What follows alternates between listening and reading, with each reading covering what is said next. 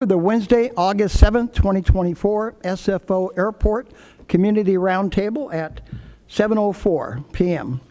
We are meeting in a hybrid session at the David J. Chikuti Community Room in Millbrae and remotely via Zoom. Joining us today are staff to the roundtable: Kathleen Wentworth, Roundtable Coordinator; Diane Istopono, Roundtable Administrative Secretary; Ted Gonzalez, Planning Department Administrative Secretary; and Jean Rendell, Aviation Technical Consultant from HMM&H via Zoom; and Jason Stoddard, Aerospace Analyst Consultant from HMM&H via Zoom. Are you hearing any backlash? Is there a backlash? Can we correct that? Oh, I think you did. Okay, did. Okay. Welcome. Appreciate you all being here tonight. Kathleen, could you please tell us the other participants who should be recognized? Just a second, I'm so sorry.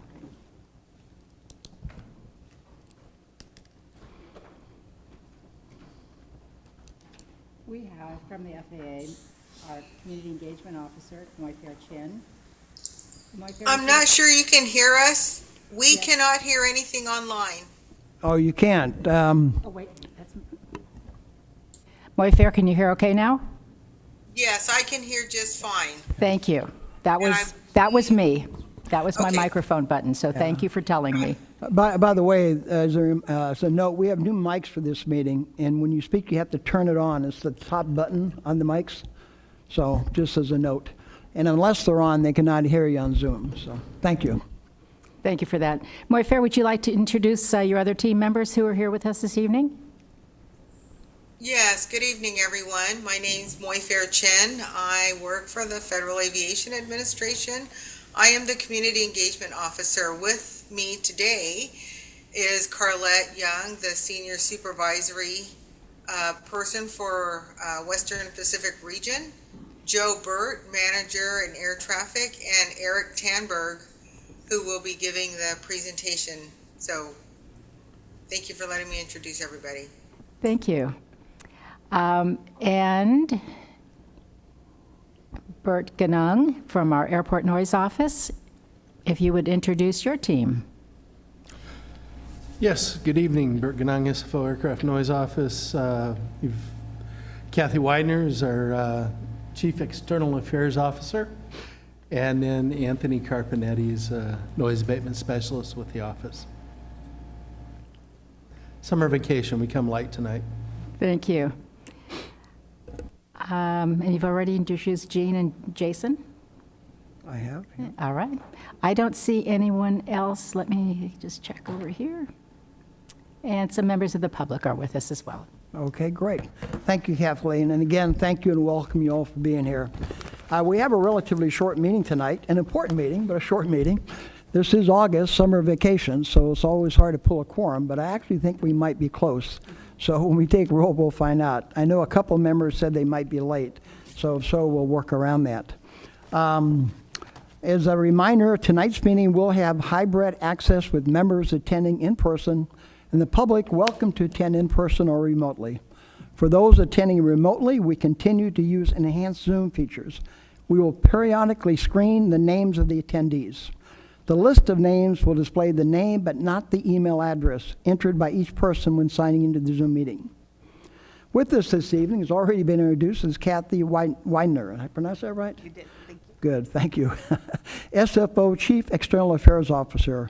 She will be participating in tonight's meeting and reporting on behalf of the director in the absence of Ivra Sataro and Doug Yackel, both of whom are absent due to business and other conflicts. But since she's not an official roundtable alternate, she will not be counted as part of the quorum and may not vote, but will be able to participate, and we encourage her participation in our discussions. So, Kathy, welcome. Thank you. Okay. We'll now move on to the roll call. Kathleen, could you please proceed with the roll call? City and County of San Francisco Board of Supervisors. City and County of San Francisco Mayor's Office. City and County of San Francisco Airport Commission. We know we have our guest, Kathy Widener. San Mateo County Board of Supervisors. CCAC, Airport Land Use Committee. Town of Atherton. City of Belmont. City of Brisbane. Cliff Lance, present. Welcome. City of Burlingame. Andrea Papajohn, present. Thank you. Town of Colma. Joanne Del Rosario, present. Thank you.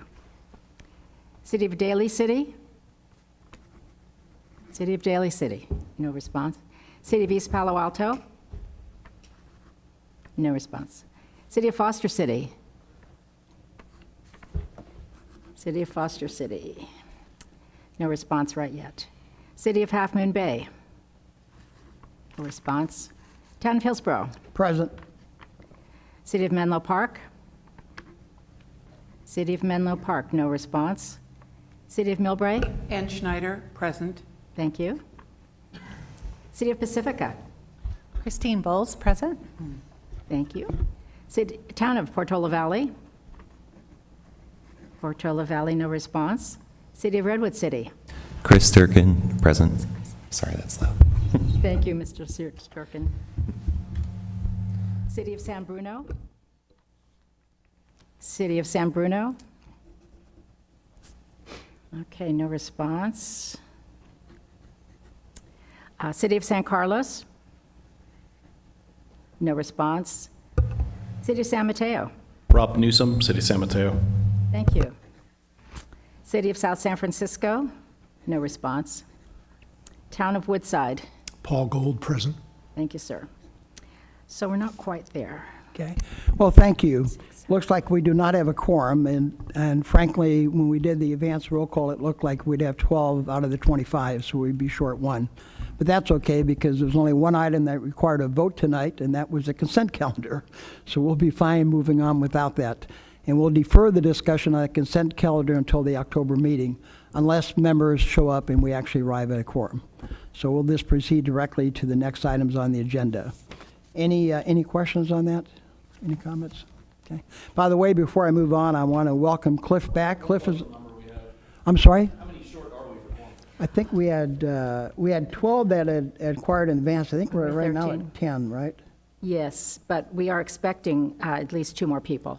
Sort of 3 short of a quorum. Yeah. But 2 had indicated they would be here.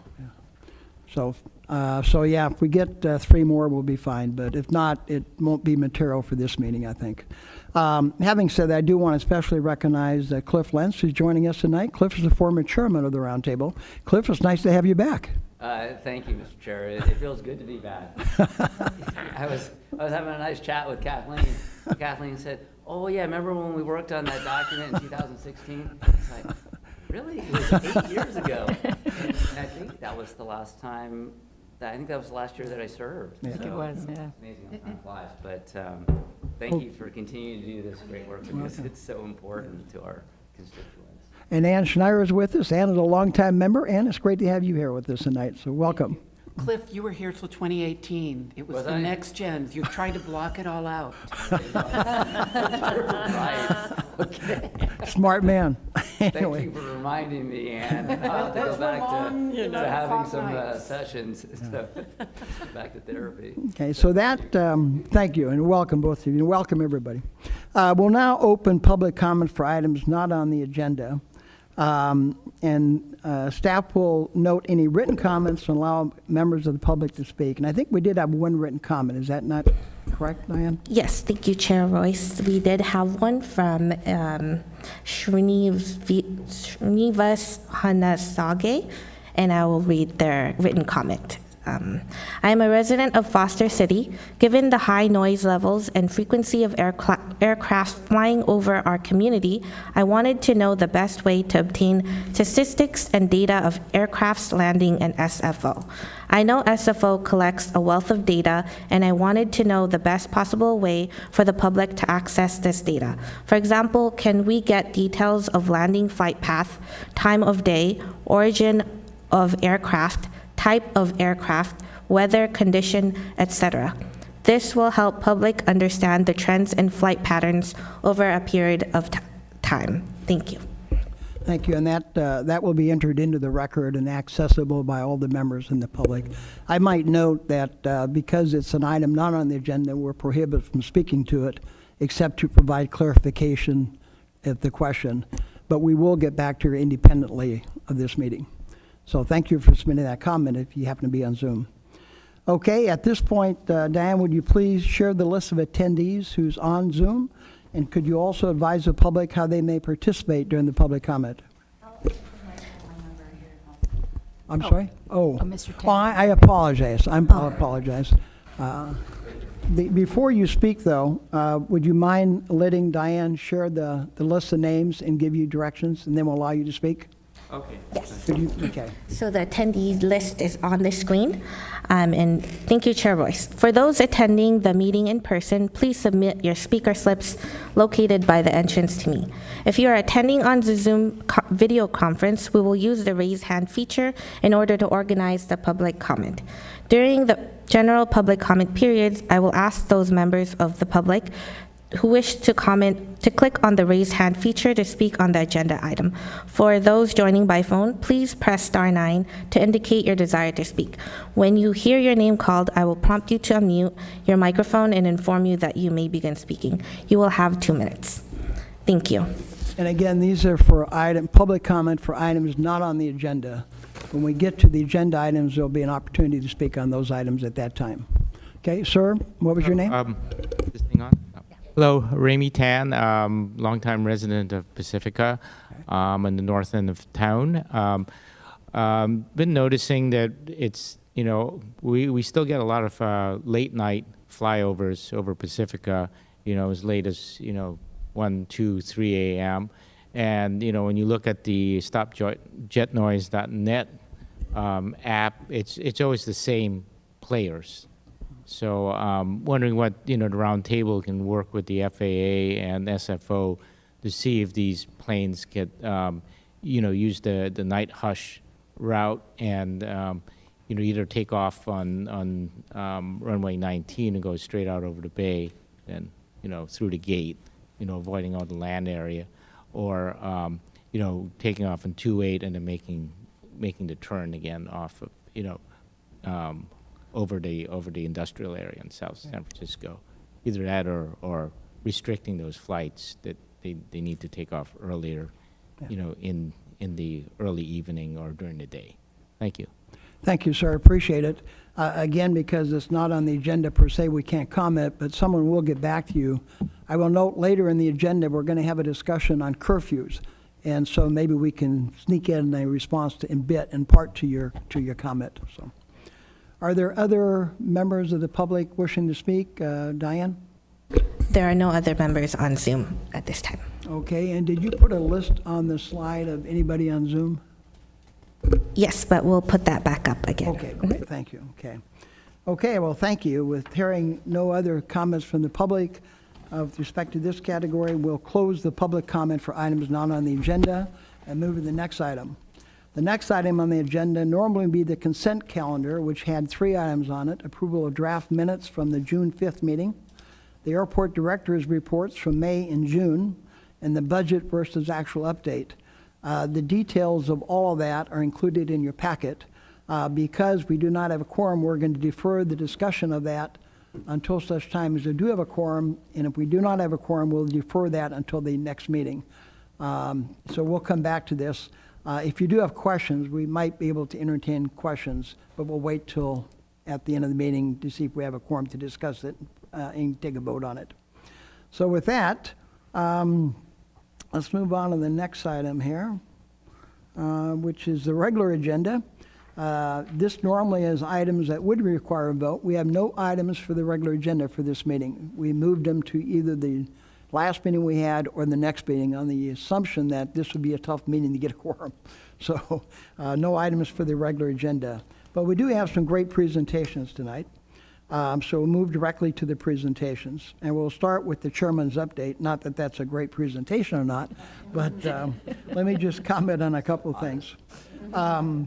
I did want to, first of all, speak to the coordinator's job. As we reported at the last meeting, Kathleen has decided to retire, and so she has given notice. and we are in the process of trying to find a replacement, which was almost impossible, but we are making an effort, hard effort.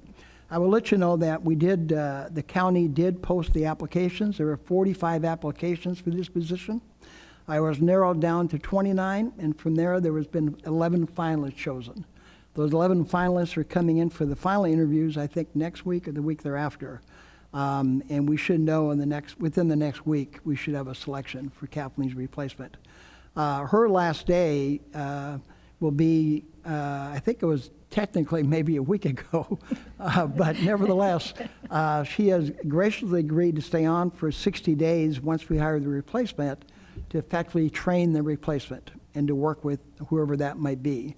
So knock on wood, but we're very hopeful that Kathleen will be with us at least through the October meeting.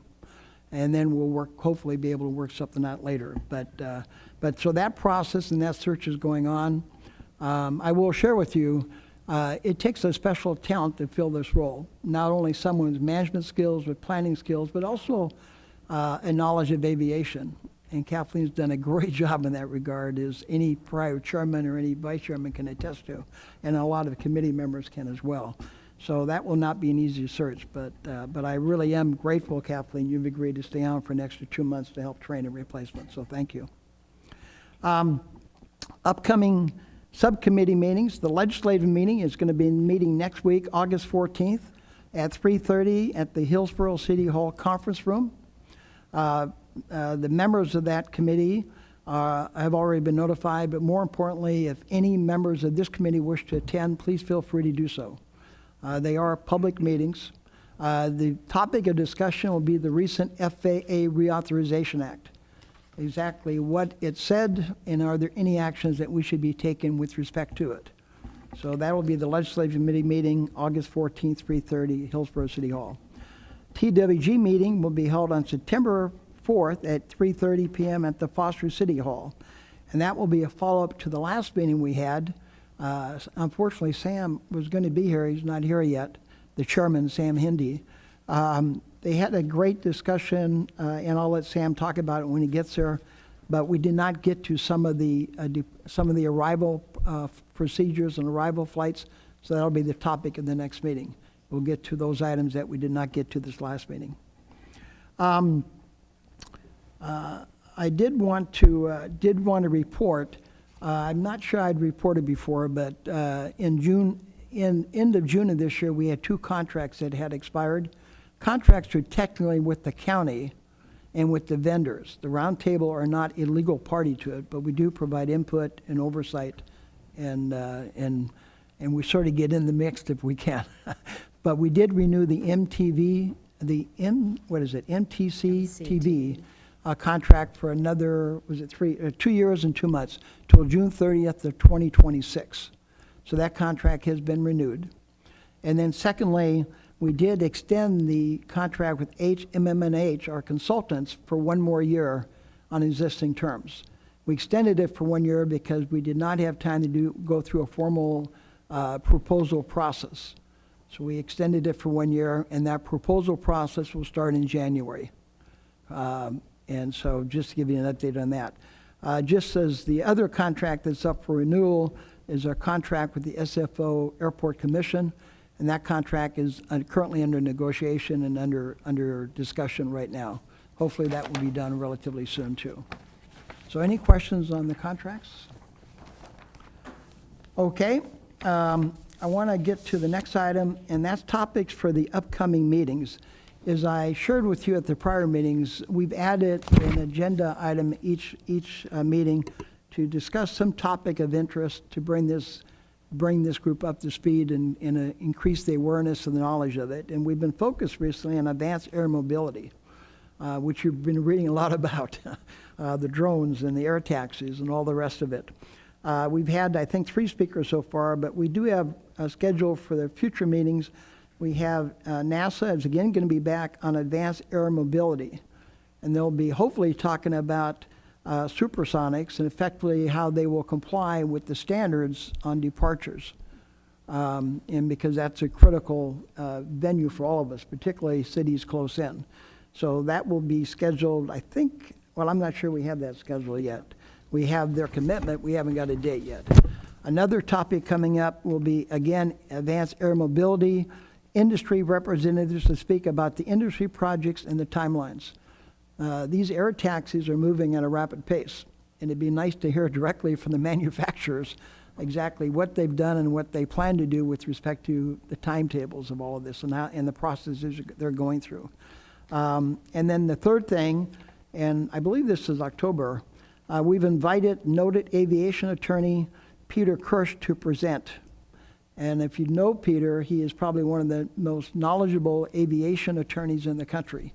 And he's spoken often at our aviation conference that is sponsored, not ours, but UC Davis. He's always the highlight of any of those conferences. So we thought it'd be nice to have him come to this forum and present to us. At the last one, he gave a great discussion of metrics and how we got to where we are today and where we started from. So hopefully he may speak about that too, but we're still working out with him what the exact topics would be. But hopefully he'll be here for the October meeting. That's the plan right now. If you have any other topics that you would like to have presented, please let me or Kathleen know, and we will see if we can find a way to do it. Carol? Question. Do you have somebody from the air taxis already scheduled? Because I know some people at Archer, which is in Palo Alto. Oh, great. Okay. I don't think we've... So, Carol, thank you. That's very helpful. Yes. Yeah. So... Could you repeat what she said? Yes, I'm sorry. Carol Ford, member, asked if we had any industry reps yet scheduled. And Kathleen responded, we did not specifically, and Carol volunteered that she knew some people from Archer that may be willing to speak. So we're going to follow that up. So, sorry about that. Yeah. Okay, thank you. Any other comments or questions from the members on the chairman's report? Through the chair. Yes, sorry. Thank you, Chair.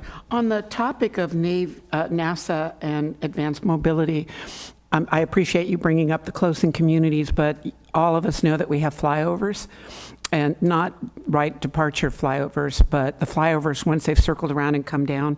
Can we make sure that NASA covers that too? We'll make a note of that. Yeah. Thank you. They are, we will, please. If I could clarify. Can you want to turn this on, your mic on? I'm sorry, just so I can follow Right. up on it, clarify. Remember, go ahead. Clarify the path. Are you talking about the departures off of one that come around and turn left to go down to Los Angeles, and they sometimes get shortcuts?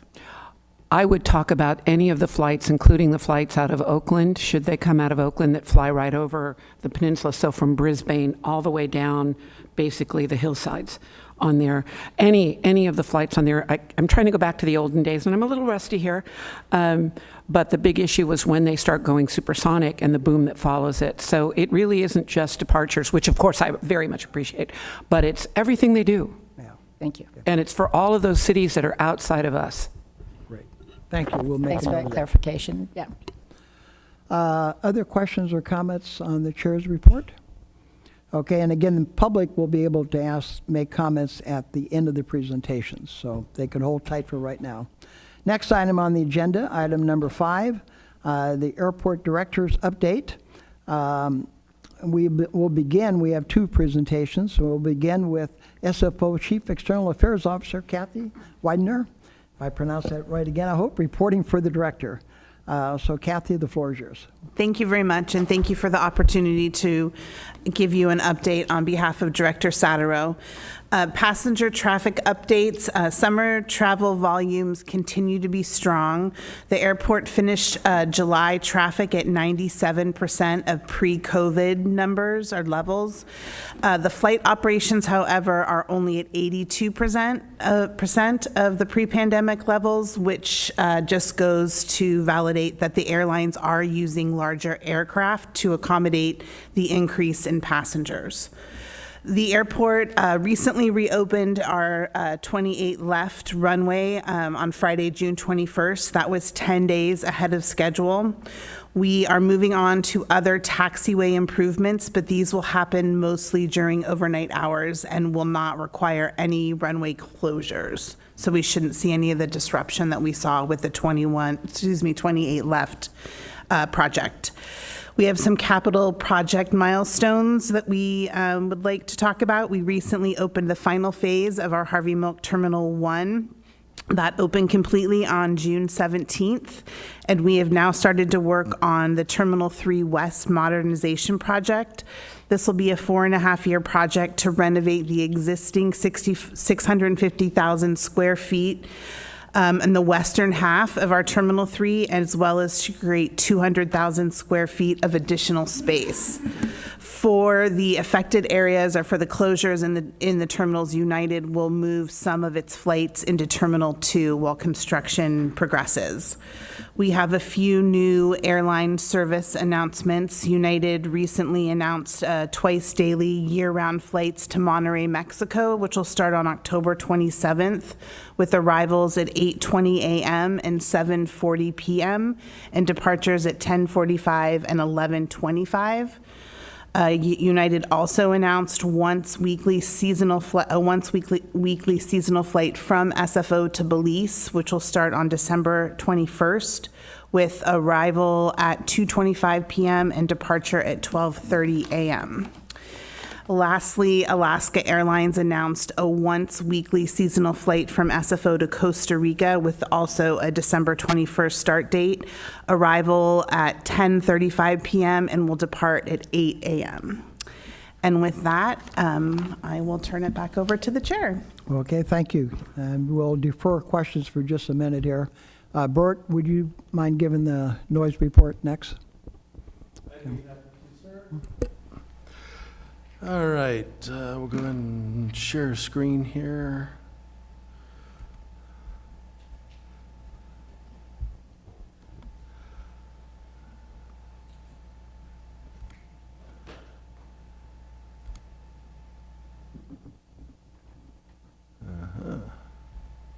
There we are. Good. All right. Well, as most of you can see, things look a little different in the opening screen. We have a new logo. So this ends the, I believe it's 24-year run of our Lines logo. And so it's a new future for us here.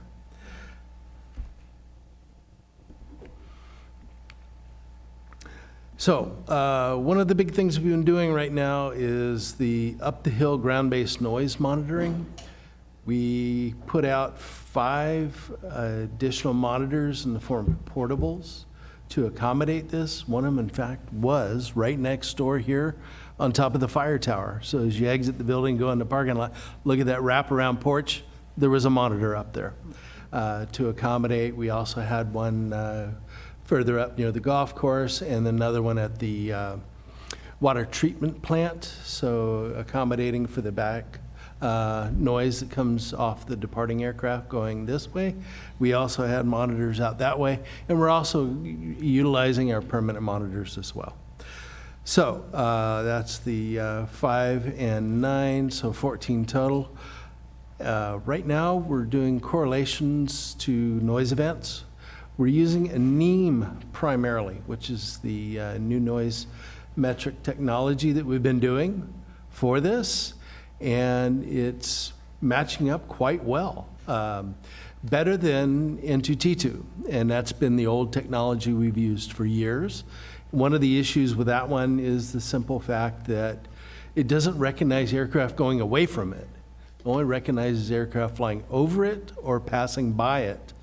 And so with a NEAM, we're now able to correlate aircraft going away. So we're very excited. And we're looking forward to doing that. I hope to be able to possibly meet with Gene. Gene, if you have time tomorrow afternoon, it would be awesome. We'll talk later. And so we'll do 14 reports for that for each of our monitors to share with the roundtable. Our repair and replacement initiative, you can see that we had the number of units constructed increased to 74. Pleased to see that. Good news there. The numbers here, we also increased to 107 from 97, number of units constructed. It's good to see that as well. Here's where I had some questions, and I got my answers, so I'll be happy to answer anybody's questions here. But the nice thing about it is if you look, you'll see here, we had a 47, we dropped to a 45 from March to May, and then we came up to 54. Why did people drop off? And the simple question is answered by choices. People didn't want to deal with the health effects of construction. People didn't want to deal with the noise and things like that of construction. And then the program was able to go out and recruit from the list and backfill, and so we were able to fill those vacancies. So it was good news.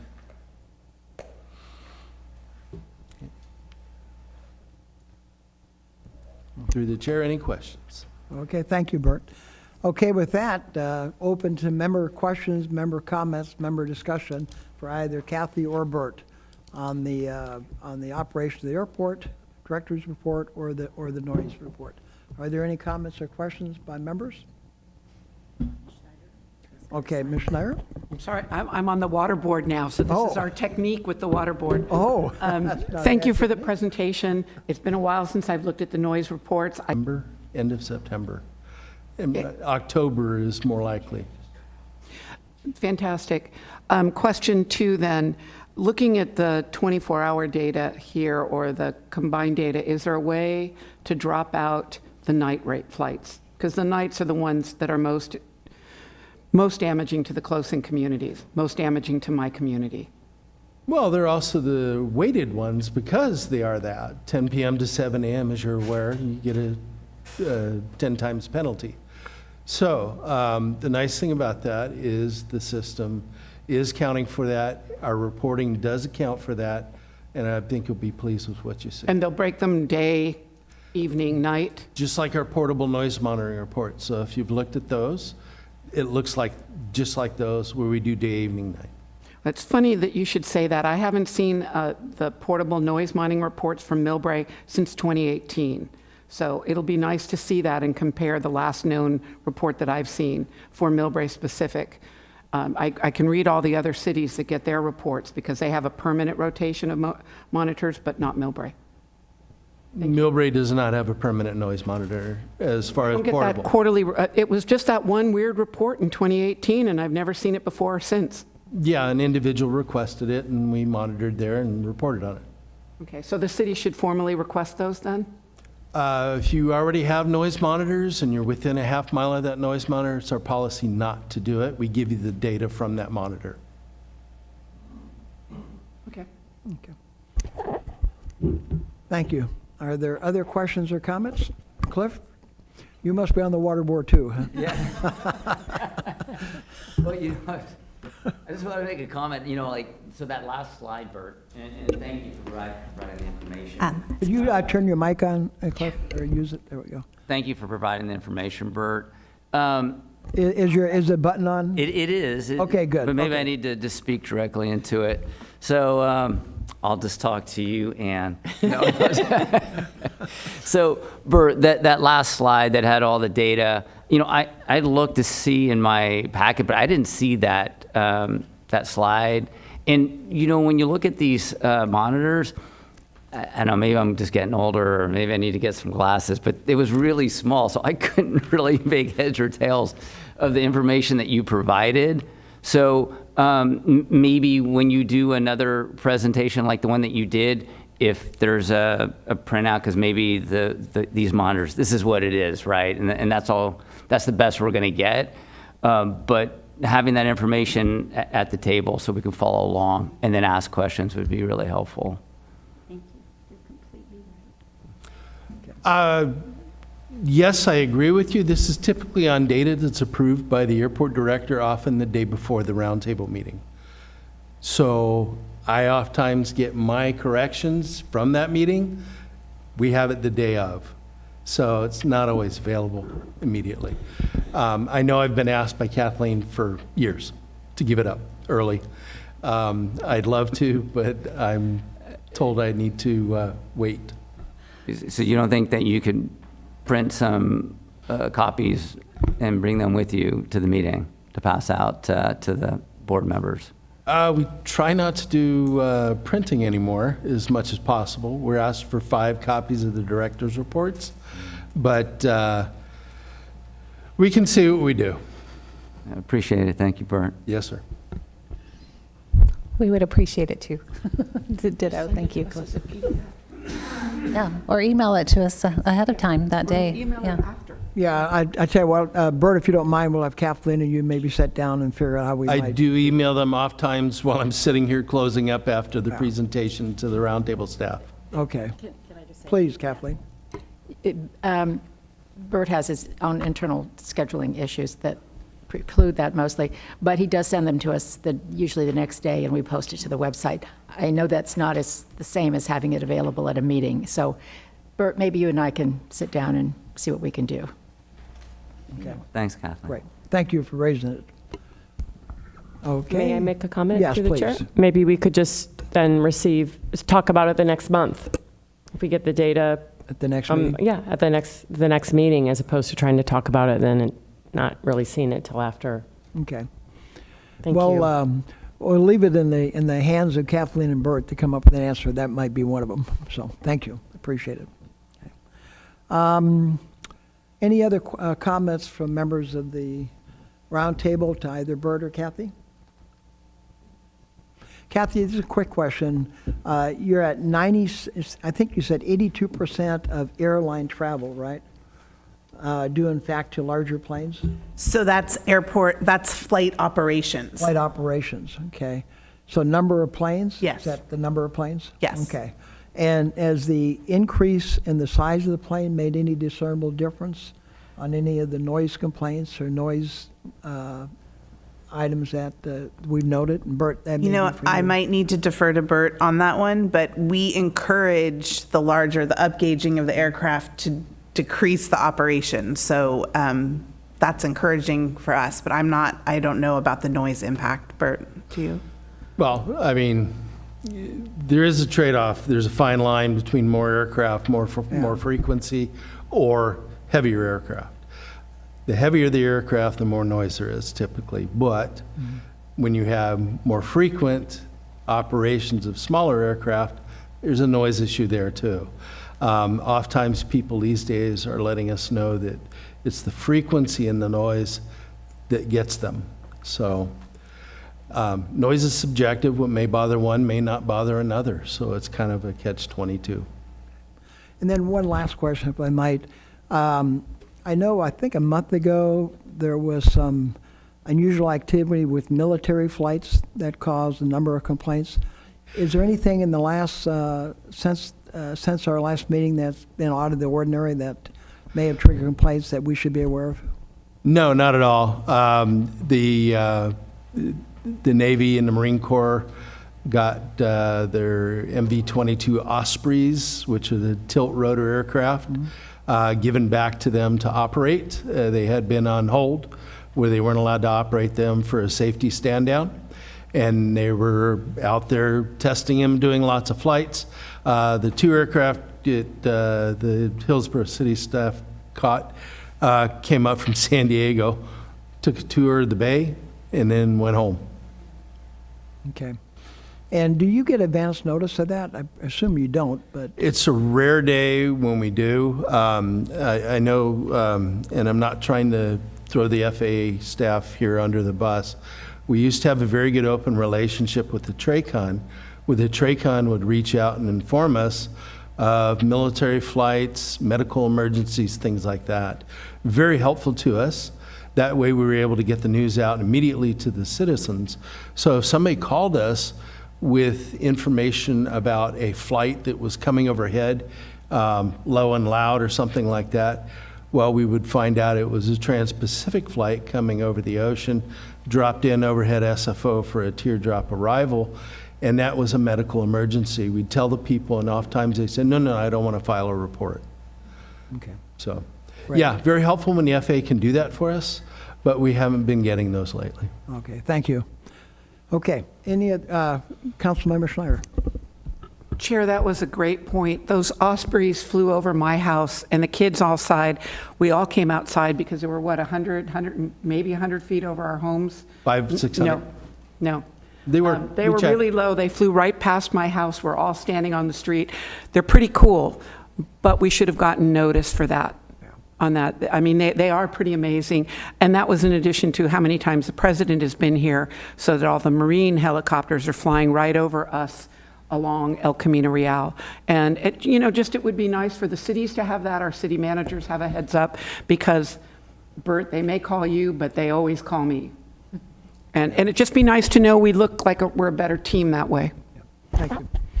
Okay, any other comments or questions to the airport? If not, and I see none, we'll move on to the next item on the agenda, the FAA.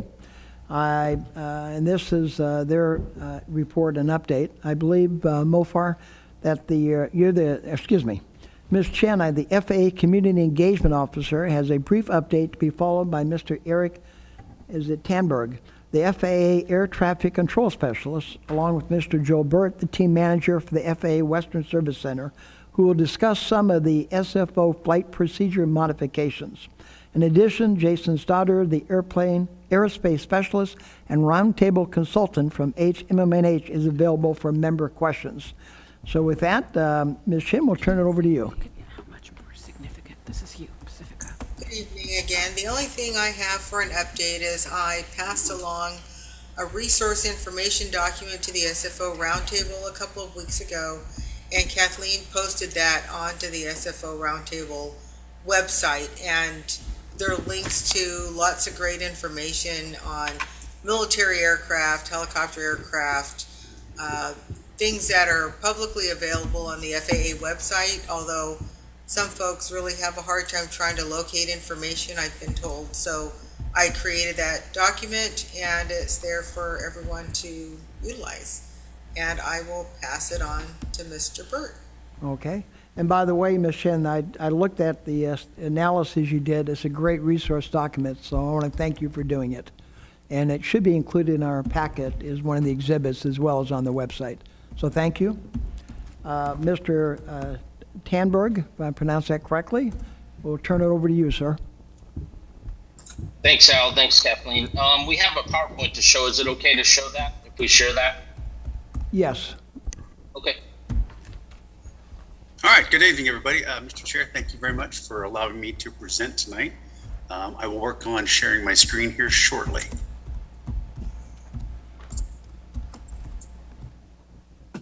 If I can.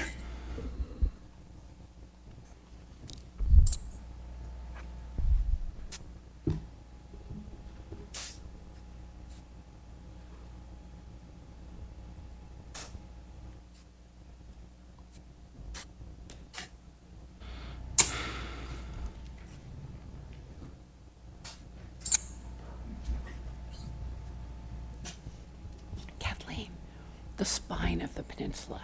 That was the term I couldn't remember.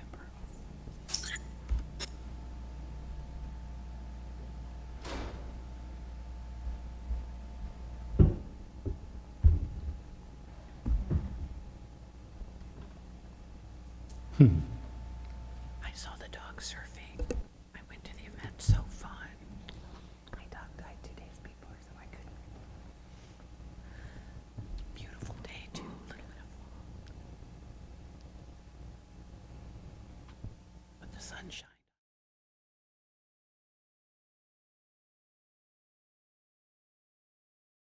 But now, can you guys hear me now? We can hear you now. There we go. Yes. I apologize for that. Okay, thank you very much. Appreciate it. I don't see the screen that you're sharing, but you're on, sir. Well, let me see if I can. How about now? Nope. Nope. I can try and share the screen. Hold on. There we go. Okay. You got that? Yeah, Okay, we all have it right. now. Thank you. Okay, perfect. Thank you very much. So I am here to brief the updates, the instrument flight procedure updates that were actually effective on July 11th, 2024. And we'll go ahead and go to the next screen.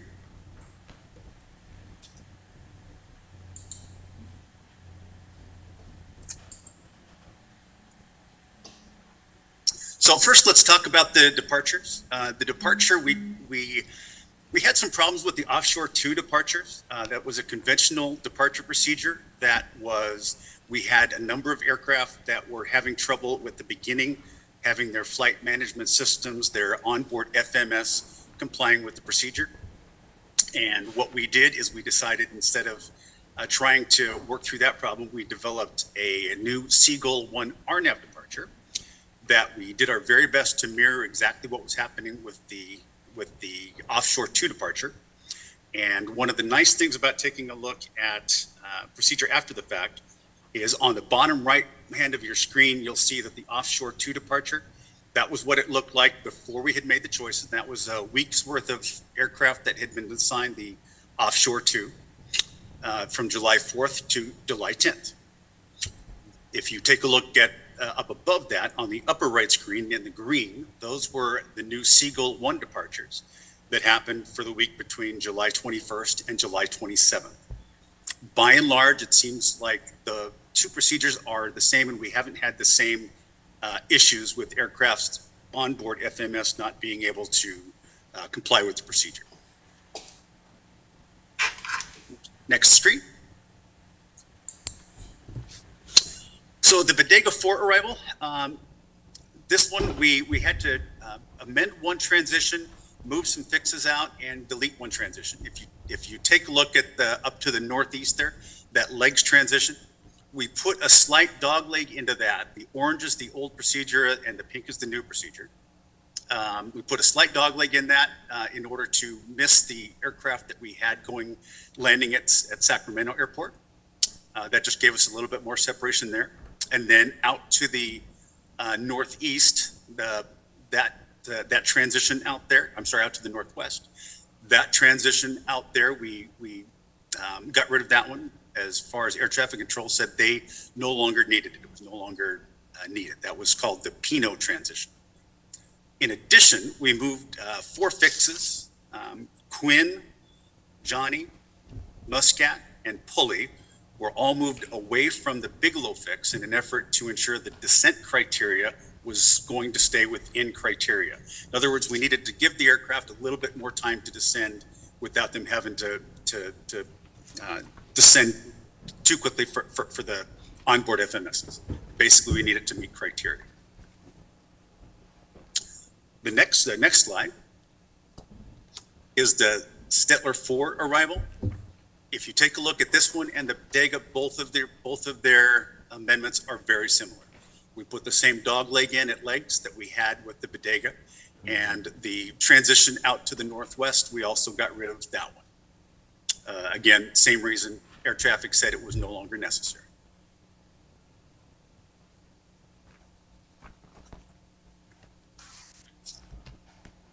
Moifer, we should be on the RNAV GPS runway 10 left procedure. And I'm sorry if I didn't make that clear. Got it. Okay, thanks. So the RNAV GPS runway 10 left amendment, what we had with this was we had industry that was basically saying that they were getting some altitude alerts in the cockpit because at the fix where the old procedure crossed the shoreline, there's basically a cliff there. And because the aircraft read that as the terrain coming up too rapidly, they were getting alerts in the cockpit. We decided that it was necessary to move that particular approach procedure slightly to the north. And so we did that. And that what you see here in the purple is the new procedure. It was basically a safety issue that we had to address, and this is the manner in which we chose to address it. So we moved it as slightly to the north, and it's basically still set up for a straight-in approach to runway 10 left. The one thing about runway 10 left is I took a look at arrivals from April of 2015 until the present, and aircraft landed on 10 left 0.1% of the time. So it's not an overly used runway. But when we were having those altitude troubles, we decided something had to be addressed. Next slide.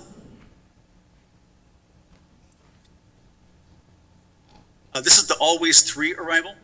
Basically, with this one, we had aircraft that were saying that they weren't able to land on runways 10 left and 10 right because the star didn't, quote unquote, serve those runways.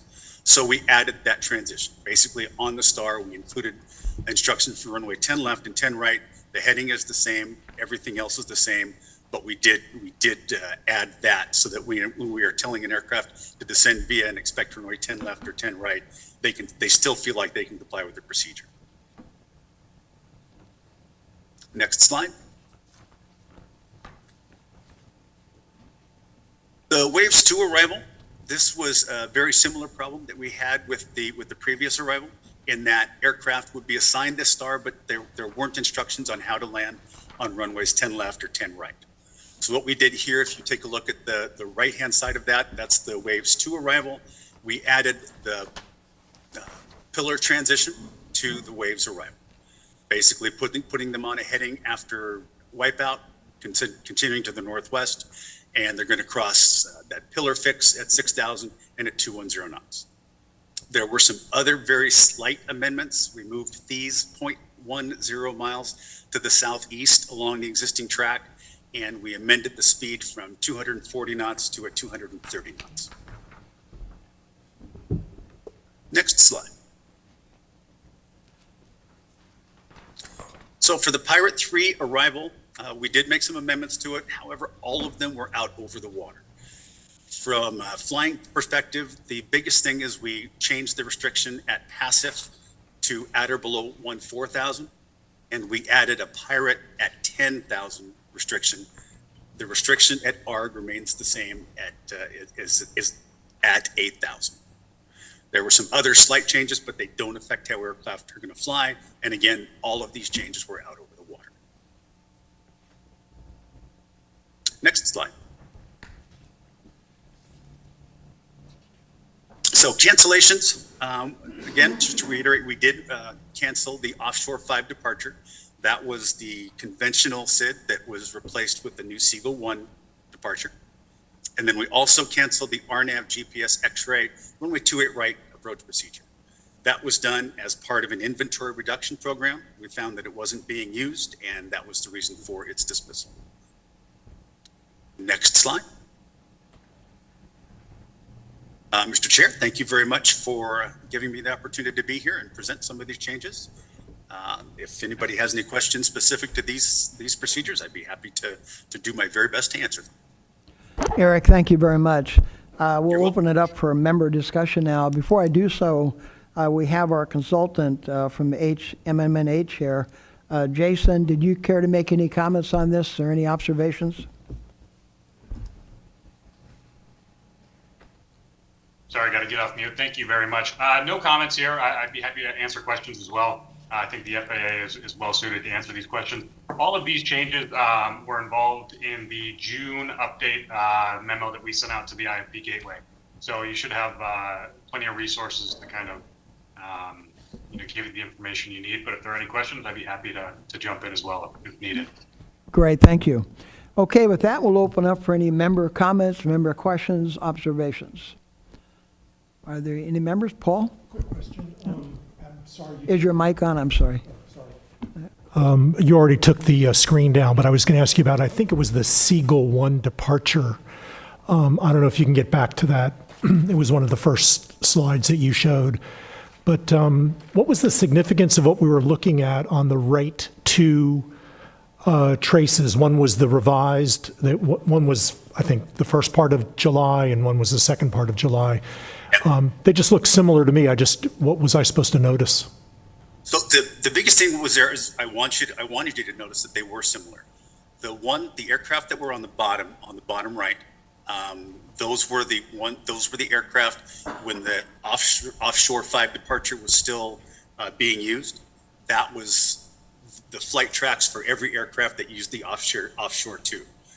On the upper right, that's the blue. That's the blue, correct? That's the blue. Yeah. And then the green, that is the new Seagull 1 departure, and that's a week's worth of traffic that was later. So you have the 2 different SIDs. The offshore was the conventional, the Seagull was the one that replaced it. And I just wanted you to see that they are similar. I mean, what we tried to do, what we attempted to do was build an RNAV procedure that had the exact same functionality and exact same routing that we had before. And that's what those are trying to show. Okay, thank you. You're welcome. Thank you. Christine?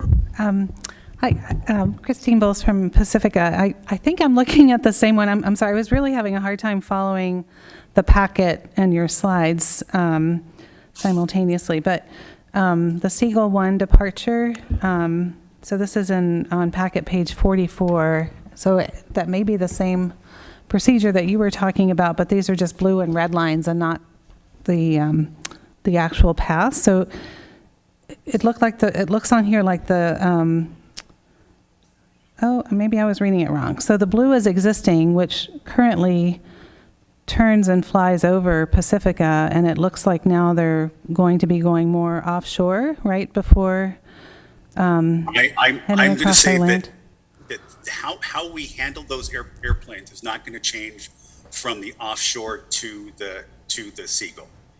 And what I was trying to display was when you take a look at the offshore, that was before we had made any amendments and before we had published the new procedure. That was how they flew then. The green route that I showed in my presentation, that is the actual flight tracks of the new aircraft on the Seagull. And what we were trying to show was that when we built the procedure, we built it with the idea that we were going to treat those airplanes the exact same as we were before. The only thing was we weren't going to have those aircraft whose onboard FMS didn't catch that first radial that they were supposed to intercept, and they started doing something wonky. This fixes that problem by all of the onboard FMS being able to follow that procedure. Does that help? I'm not sure, but I'll study it a little bit more. What you're looking at on the paper is a center line of the procedure. That's what we anticipated it to be. Okay. The tracks, the green and the blue that we showed you, those are actually airplanes that are flying that procedure. Right. So it's two totally different things. What you're looking at in the packet is the center line of the procedure. Gotcha. In other words, how we project the procedure to go. Uh-huh. What you actually saw on the slides, the green and the blue, were actually flight tracks of aircraft flying those procedures. Okay. That's why they look different.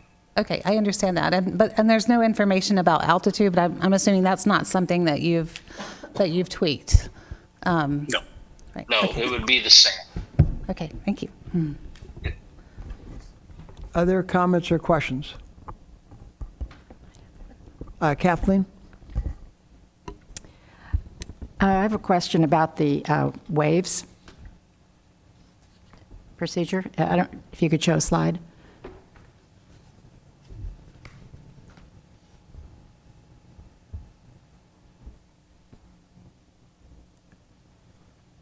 You don't have any, like, maps, geographical, a Google map for this, huh?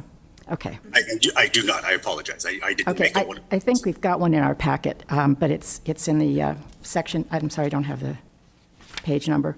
Let me just ask the question, you might be able to help out. So after this goes to Pillar, and that's an extension above Wipeout, it's just it sets up for a vector. So where does the vector take this aircraft after Pillar to go to runway 10? To go to runway 10. That vector would take them out to the west of runway 10 left and 10 right in order to turn them on to final, or give them an RNAV procedure. So could you be a bit more specific on take them to the west? Like, I'm going to say that completely depends on traffic and sequencing. I can't tell you what those airplanes are going to do time in and time out. It depends on what the other traffic is landing at the same time. sure, I understand that. So right now, how are those traffic, before the implementation of this modification, how are the aircraft handled coming to 10 that are, the ones that come from Surfer and come up? Yep. And then when do they break off for 10? I'm not completely sure, but I can find out. Okay, that would be great. Yeah, I think it's important for the people to know what the previous procedure did in terms of actual flight tracks, That would be No ideal. problem. I understand, and I can see why you'd like that. I Yeah, will, that would be great. Thank you. Okay. Other questions or comments? Eric and Joe, are these procedures still in the testing phase, or have they been? No, these were published on July They are 11th. published and they're now Yes. in effect, okay? Yeah, and that was the reason why I was able to give you both before and after actual flight tracks for the offshore and the Seagull. And the purpose of these procedures were to reduce noise by moving more offshore? No, or to no, increase I efficiency, or- wouldn't. I would say it had more to do with dealing with air traffic problems. Air traffic problems, yeah. For the departure, when we had those aircraft that their onboard FMSs weren't able to fly the procedure correctly, we needed to affect change in that manner, and we just built an entirely RNAV procedure so that the FMSs would engage properly. For the stars, go ahead. Yeah. And I think the question is, has this changed the flight patterns over towns significantly or materially from what the prior procedures were? I don't believe they have. They haven't, okay. I think I don't that's believe they- probably the critical issue a lot of people are having. Are there, okay, any other questions or comments? I have a comment, Mr. Chair. Bert, yes, please, I'm sorry. Just for those not in the know, FMS, Flight Management System, it's the onboard computer that takes the chartered procedure and makes the aircraft fly it.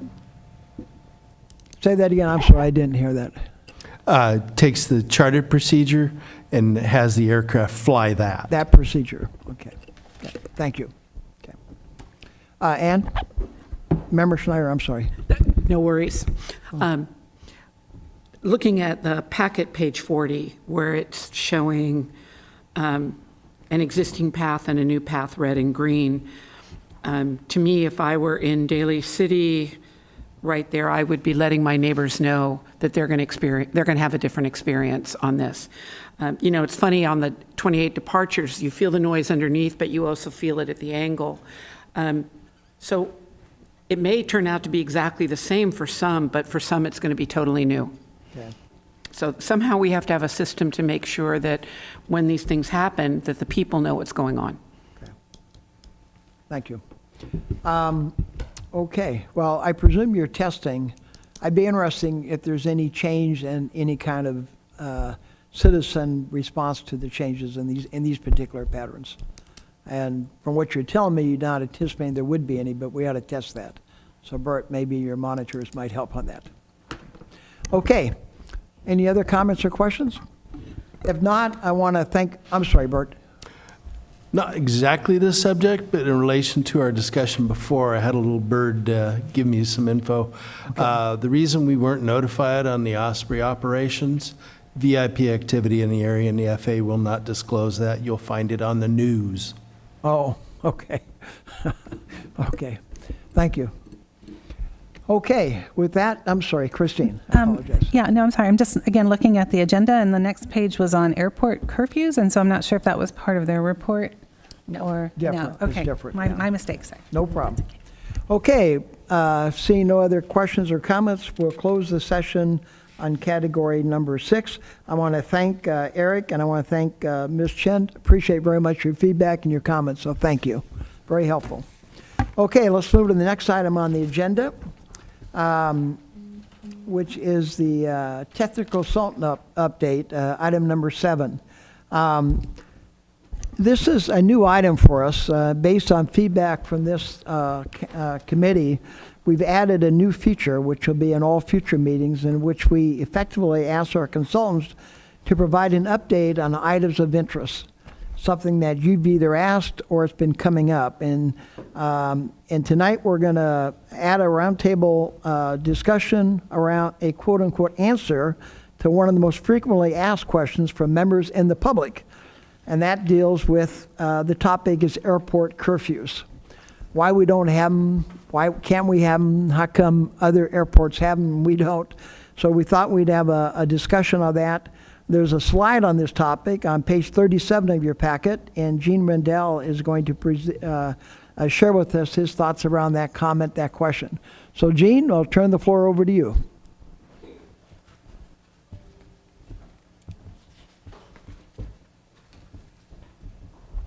Gene, I don't see or hear you, so hopefully you're on. I'm coming on. There you are. There you are. Thank you. Just a minute. Try to share my screen. It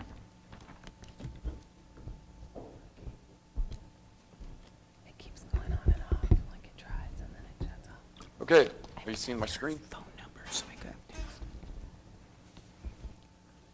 Hello, are you sharing are you seeing my screen? Yes, we can see it. Thank you. Okay, great. So, thank you for the introduction. Would you mind speaking a little louder? It's a little quiet, if you could. Okay, give me a second, see if, is that any better? Yes, yes. Okay. So, yeah, this new section of the agenda, we wanted to provide an opportunity for the consultant to bring in items of interest. And the first one is airport curfews. We hear about this from the public and members from time to time about why some airports have curfews and why some don't, and why can't we just impose a curfew at San Francisco. So first of all, what is a curfew? Well, it's basically a specific time of day when, by rule, the airport is closed. So an example is that in San Diego, at the International Airport, aircraft are not allowed to depart between 11:30 p.m. and 6:30 a.m. And so there are essentially no departures from San Diego International at that airport during those times. And the reason they're able to do that at San Diego is that it was in effect before Congress passed the Airport Noise and Capacity Act of 1990, known as ANCA. So what ANCA did in 1990 was that it mandated the phase out of the noisier Stage 2 aircraft. And as a give back or a token to the airlines that were having to phase out those aircraft, they also established requirements regarding airport noise and access restrictions, which essentially resulted in greatly limiting an airport from imposing a curfew. So no airport curfews have been put into place since the passage of the Airport Noise and Capacity Act in 1990, but those that were in effect prior to 1990 were grandfathered in as long as the restriction or the curfew is not any more restrictive, they can go ahead and continue with the curfews that they have. So basically, what I'm trying to say in a nutshell is that since Congress passed ANCA in 1990, it is almost impossible for an airport to impose a curfew that is in existence elsewhere. So, are there any questions or comments or thoughts? Happy to take them. Thank you. I'll open up for member comments, and I might add that might be the most frequent question that we get is why don't we impose curfews? So I appreciate you bringing that to attention and sort of illustrating why. I have a quick question before I open it up. Have there been any locales that have been able to impose a curfew since 1990, and if so, how did they do it? There have been no successful curfews implemented since 1990 in the U.S., and they've also tried other types of restrictions based on noise levels and things like that, and those have also not been able to be implemented beyond the phase out of Stage 2 aircraft. Right. Thank you. Thank you. Okay, open up for questions or comments. Yeah, I got it. Cliff? Thank you, Mr. Make sure your mic is on. Thank you, Mr. Chair. So this ANCA Act, right? What act of Congress would need to happen in order to amend the act so that some cities or some airports could enact some sort of noise curfew? Well, because this was a congressional act, it would require an additional congressional act to either void this or to modify it in order for that to occur. Because the way it's written now, like I said, there has been no such curfew or even a minor restriction put in place since ANCA. And so if you really wanted to try to do it, you would need, I believe you would need Congress to rewrite or amend or void this act. So I remember when Congressman or Congresswoman Spear was representing us, she was very active in trying to amend that act. Would it just be a simple majority of Congress and then simple majority of the Senate and then the president signs it? Or is there, some kind of super majority that would be required? It would be just like the passage of the FAA Reauthorization Act that just occurred this year.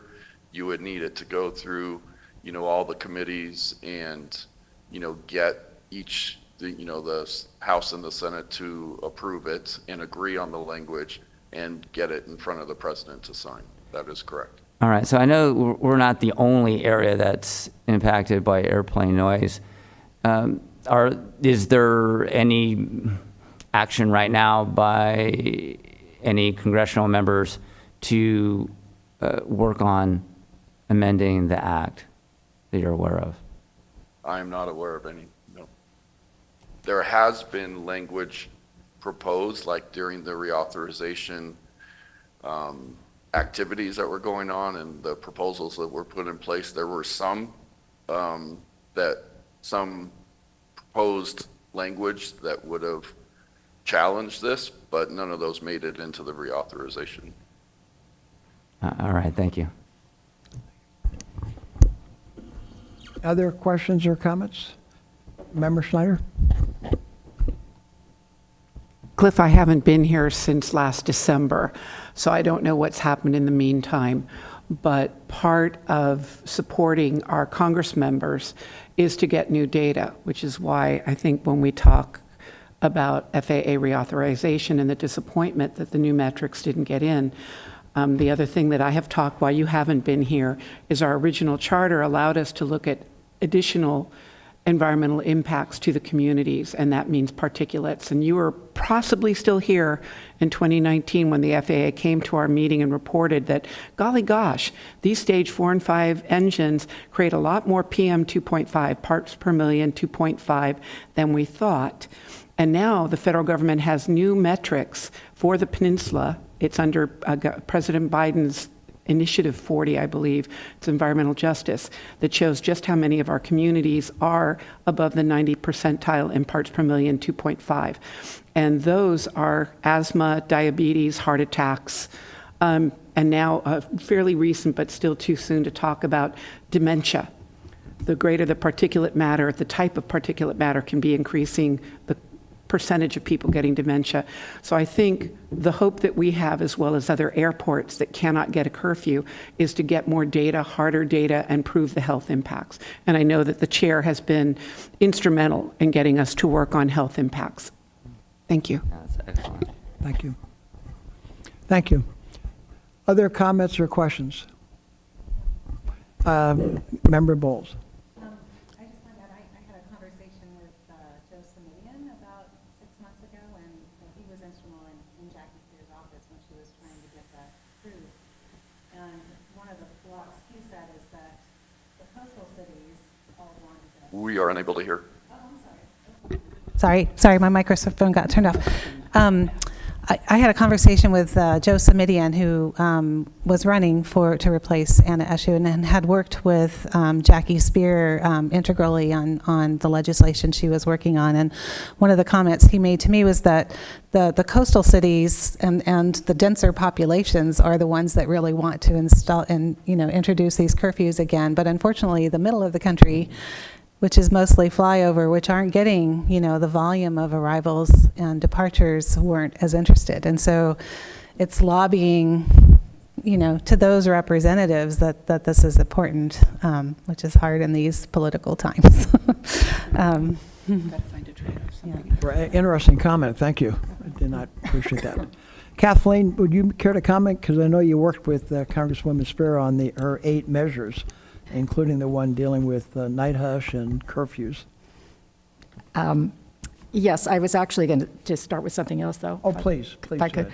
I think Mr. Tan earlier mentioned some issues around the airport and having airplanes take off in the middle of the night when there might be a quieter way for them to do so.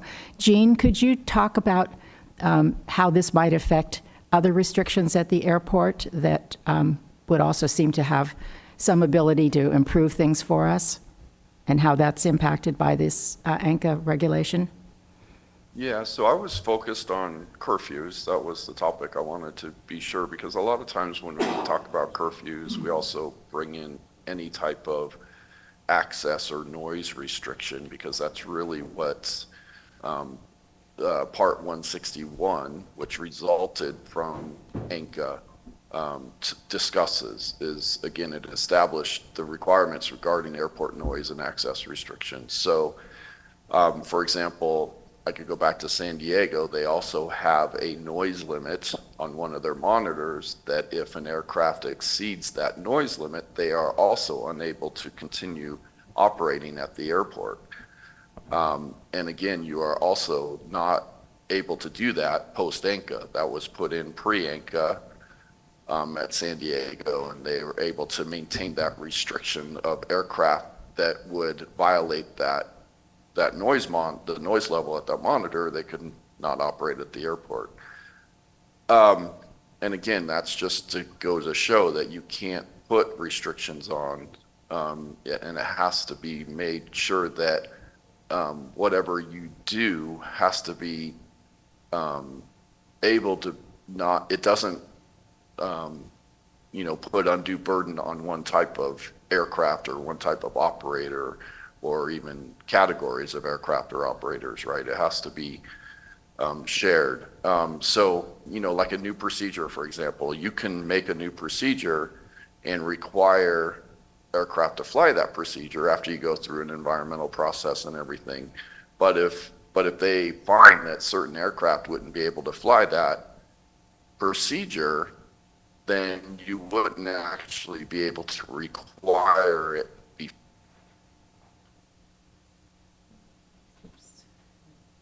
I think you cut off. Gene, are you there? I think he's frozen. Oh, I think you're frozen. Okay, we'll move on. May have to come back if you can get unfrozen. Diane, perhaps you can, is there any way to help on that? Probably not. It's probably on his end. Okay. I think we got the gist of what you were saying, but anyway. Other comments or questions on this topic? I guess the bottom line, at least I get a lot of people saying, why doesn't the airport do something? Why doesn't the FAA do something? Why doesn't the city council do something? I wanted to give you some background information that this is a congressional act, and it will take congressional action, I think, to overturn it. But it does limit our hands with respect to curfews per se, and some other limitations as well, unfortunately. Unfortunately, our roundtable was formed in the early 80s, but I don't think we had yet addressed the fact or anticipated the fact that this bill was passing. We probably should have done something if any of us had been around at the time to put a curfew in place. But anyway, that's the status right now. If there, I'm sorry? Jean is back. Jean is back. I'm sorry, Jean, you got frozen there. I am back. Yep. Sorry, I don't know when I lost the connection. Pretty early on. No. Okay. You Sorry were, about that. You were talking about curfews, and you said you want to keep us on topic, then you went into some examples. Okay. I can just start over if that's okay. Okay.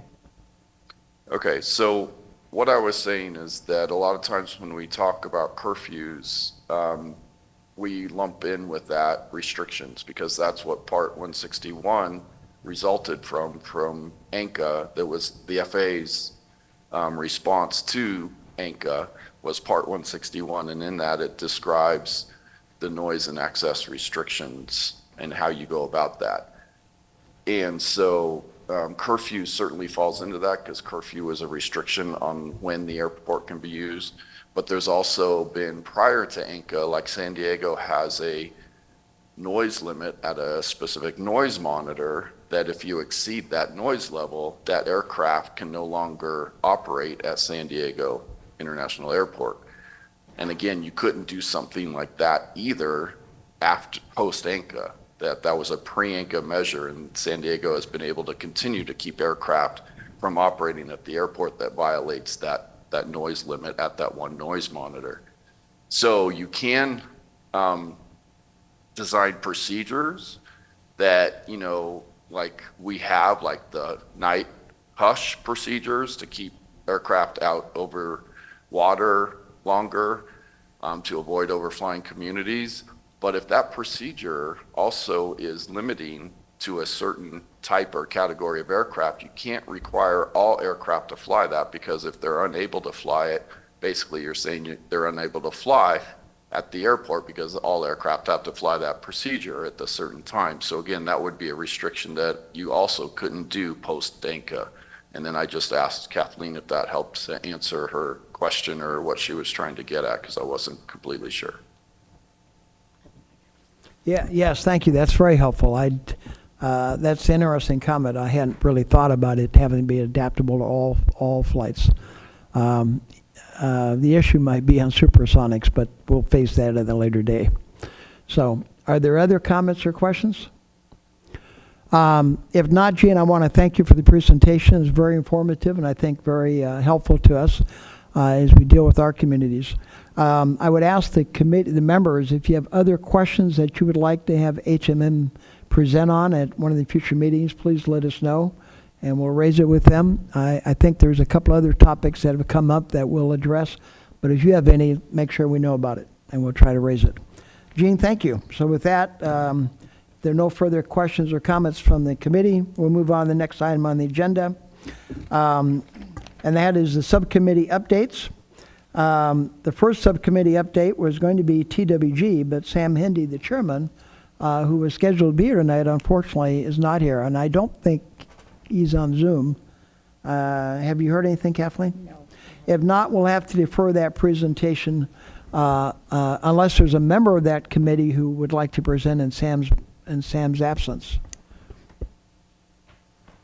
If not, I will say the topic at that committee meeting dealt with the report from the Stanford professors who presented to the roundtable on their study on the adequacy and sufficiency of the current noise metrics. How did they track to actuality? And we had asked the TWG to look at it in more detail. So the Stanford professors, 3 of them did come to TWG and did make a presentation and walked us through exactly what the report said and what they concluded. I think I'll defer any further comments on it until Sam is here at the next meeting. We'll have a full report on it. But that meeting was taped and it is available if someone wants to listen to it. It was an excellent meeting and very thorough meeting, by the way. So with that, we'll move on to the next item on the agenda, and that's ground-based noise. Terry O'Connell, who's the chairperson of that subcommittee, is on vacation this week, and actually, I think this week for sure, and unfortunately cannot be here. I did attend that meeting, so I'll give a quick update on her behalf and try to do it justice. We met, I think it was about a month ago, forget the exact date. All 3 members of the committee were present, myself, Angela, and Terry, and I think one more member was not present. Sandy Alvarez was not able to attend. And we did have Jean, and I think Linda Woolen was there, and Kathleen was there, and Diane. The bottom line meeting was to discuss the Up the Hill study and what was going on, and the takeoff backblast noise in various locations on Up the Hill and the surrounding communities. I think Bert has already presented pretty much what we were going to say, is that they did do a study, put 5 portable monitors, 9 permanent monitors at strategic locations. They're now for a 2-week time period. They're now in the process of processing that information, analyzing that information, and preparing a report, which will go next to the ground-based subcommittee to review and evaluate and make recommendations. And I think that probably summarizes what was done at the ground-based subcommittee from the last meeting. If I don't think, well, Terry's not here and Angela's not here, so Kathleen, did I miss anything? You might want to, what's going to happen? Okay, let me read the notes here then. Thank you. Noise data in both A and C weighting, and C weighting includes the more low-frequency noise, was collected for more than 2 weeks, and the noise office is processing data, correlating the data to aircraft operations as they're able to do, and preparing their standard portable noise monitoring report. The report and data will be forwarded to HMNMNH for further review and analysis, and when HMNMNH completes their work, the ground-based noise subcommittee will then meet again to further review and make recommendations based on the measurable results. So that's a more accurate summary of that meeting. Okay. Does that make sense? Any questions or comments from members of the committee? Member Schneider? So with every airport expansion, it has moved the terminals closer to 101 and closer to 2. We cannot hear. Is your mic on? Sorry about that. With every airport expansion, they've moved the terminals closer to 101, which means closer to Millbrae, specifically, and to a degree, San Bruno. And then the gates are there. So the gates are running jets, as we know by contract, for 30 minutes at a time. That's called their auxiliary power units, APUs. And they can make quite a significant noise. Is that noise then being held against the city of Millbrae or San Bruno as ambient noise? I'll defer to Bert.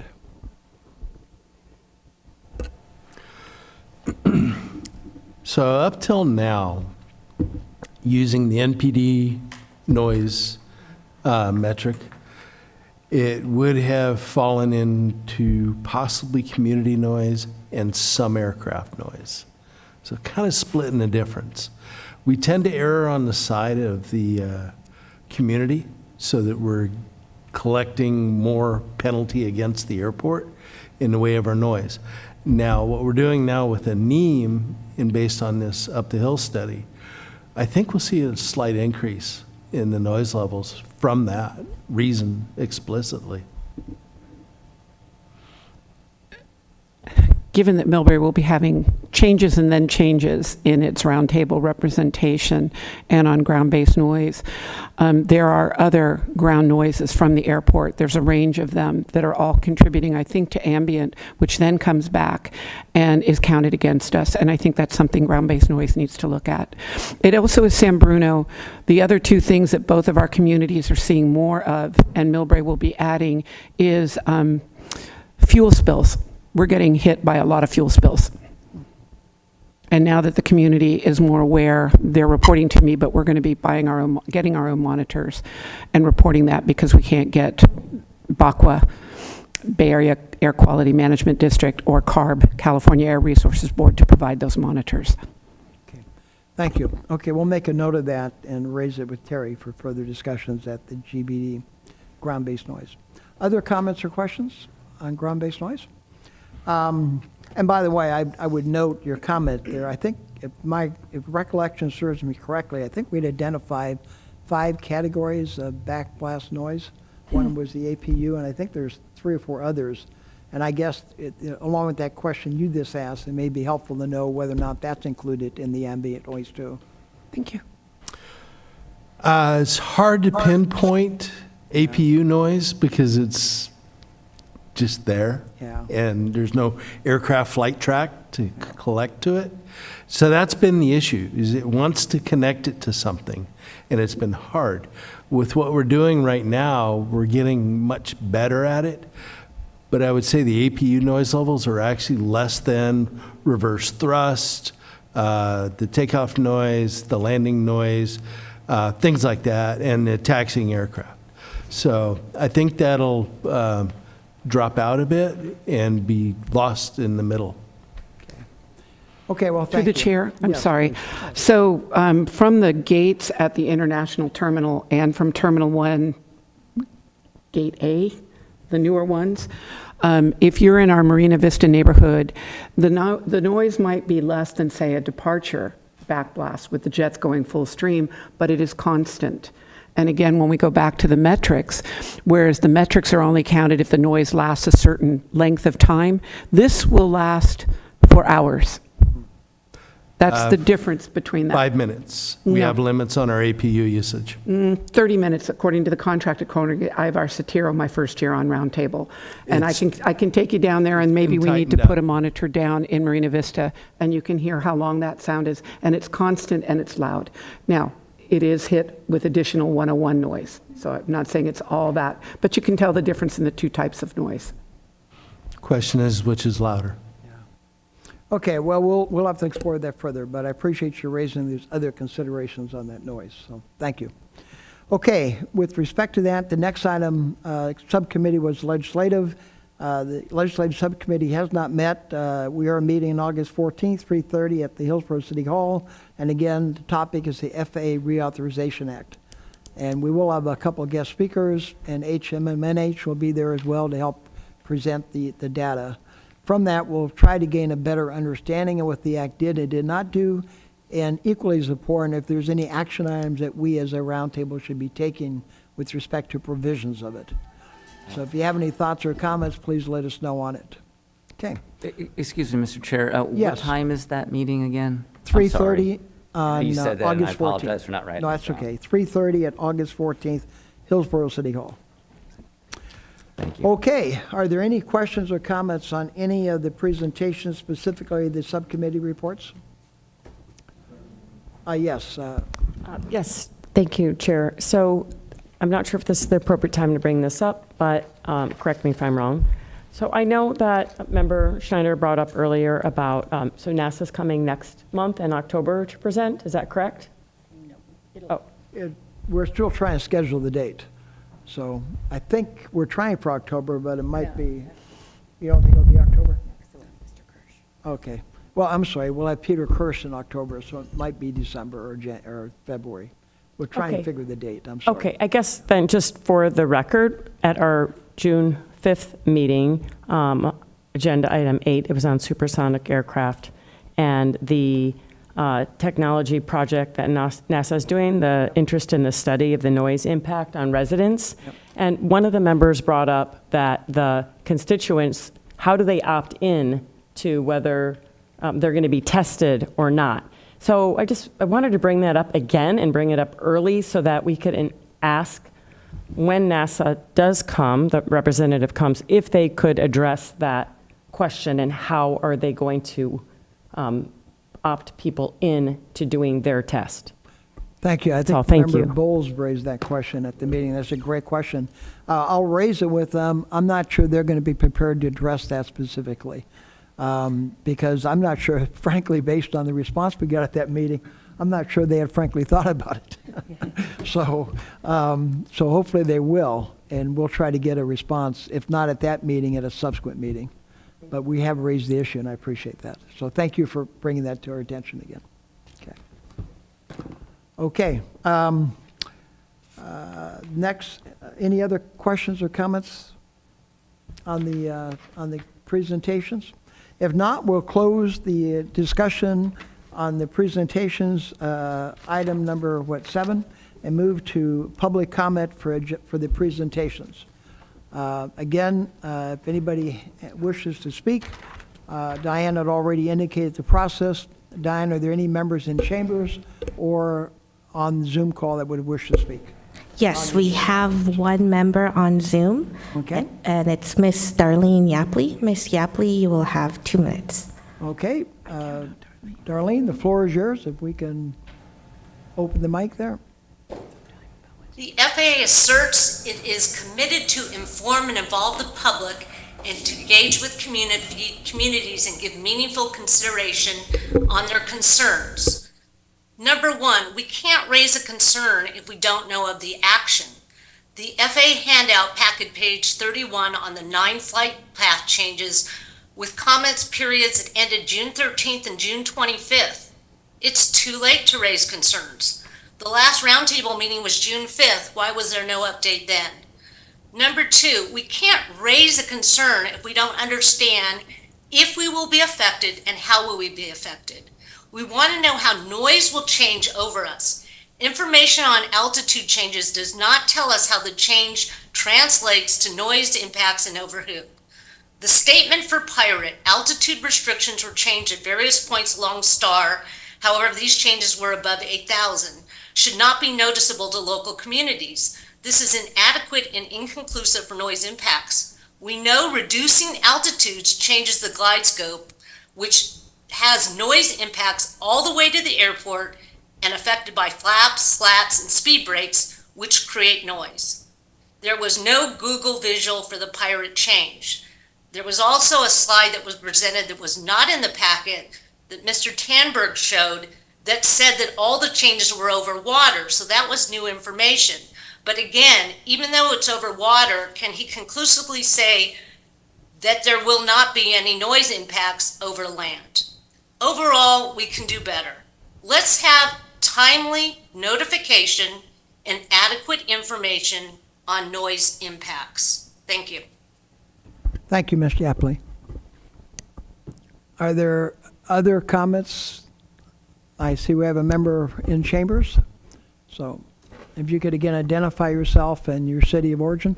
Hello, Ramey Tan again, Pacifica. Okay, thank you, Mr. Ham. Yeah, thank you for the presentation, especially on the curfew and the restrictions. Again, very disappointed to hear that there's not much that we can do short of lobbying our Congress and the issue I think Kathleen brought up about the flyover. The flyover states and localities not being concerned about this issue, whereas we're more impacted on the very busy airports in the major metropolitan areas. So that being said, maybe all the members here can go back to their constituents and actually talk to the replacement for Anna Eshoo, which is coming up. There's two candidates, Evan Lowe and I think and Sam Liccardo, and see where they are, and broadcast that information to constituents, because this is a really serious issue, and how do each of those candidates, and then including our incumbent in they replaced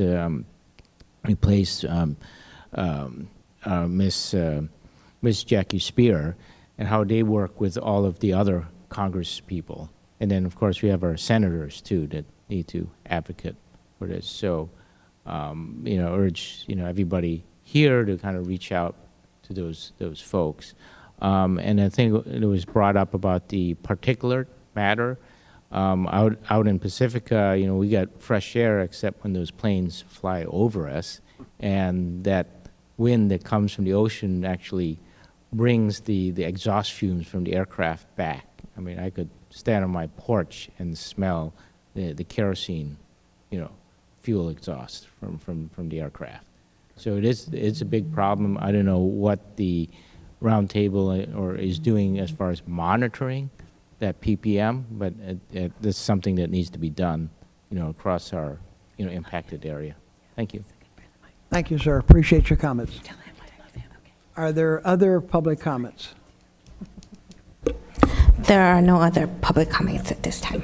No other public comments? Okay.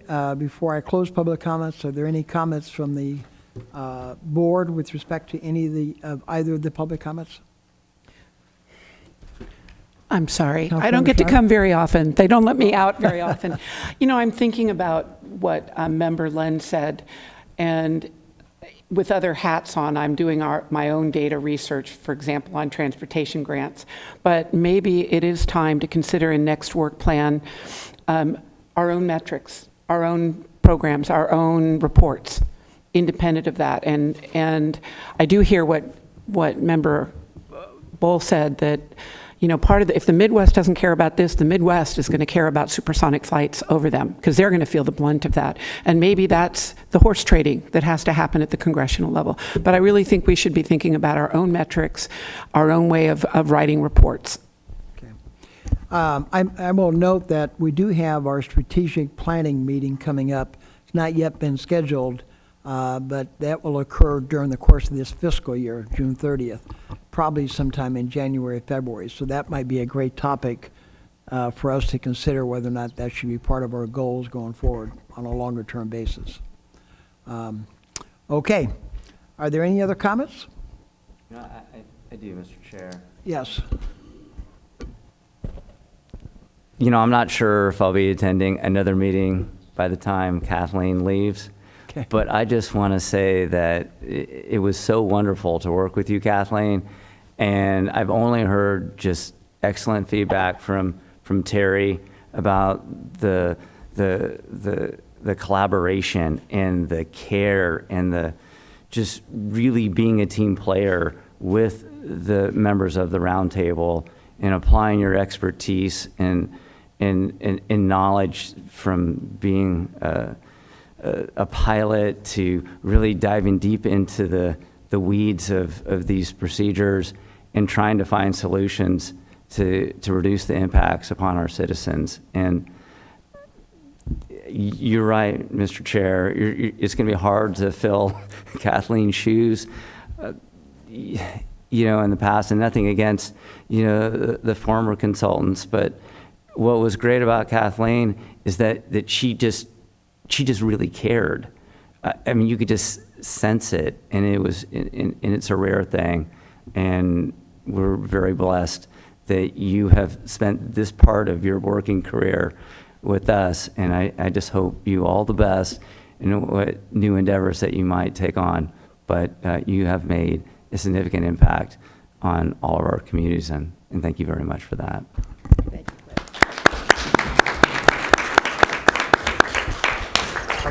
you. She will be with us for October, so we'll have an opportunity to, we'll have to come back for that meeting, yes. By the way, for the record, we will now close public comment and move to the next item, which is member announcements or member comments. And Cliff, I appreciate your comments, because I think we all echo what you said so artfully, so thank you. Are there other member comments or member announcements? Member Bowles? It's not a comment or announcement, but a question. We talked some time ago about having a presentation on the night hush program and some possible changes, and I know it was delayed. And do we have any updates on when that might come back to us? Kathleen, do you want to? I'll defer to Kathleen. The FAA, I believe, is planning to give us an update in the near future. They had been waiting until the completion of the runway 28 left closure, which decreased the traffic considerably, because they need to have some kind of accurate counts of airplanes to see how many airplanes per hour they can handle on this special nighttime procedure. And so now that the runway's been opened up again, they can start collecting some data, I think. And so I don't know, I don't have an exact date from them, and I don't think they have an exact date last time we checked with them. But it's on the short horizon. Thank you so much. I appreciate the information. Great comment. That's another item that we frequently get asked about. Member Newsom. Yes, Mr. Chair, thank you. Just a question. About a month or so ago, I was working from home, and I rarely do. Very warm day, and we had a bunch of windows open because we don't have air conditioning on the peninsula, and I felt like we were about to have a helicopter crash. I mean, it was so loud. All the neighborhood dogs were going crazy, and I went out and talked to a few of my neighbors, and they said, "Oh, this happens pretty regularly. It's PG&E's LIDAR, and they're managing the gas transmission line that runs down our neighborhood."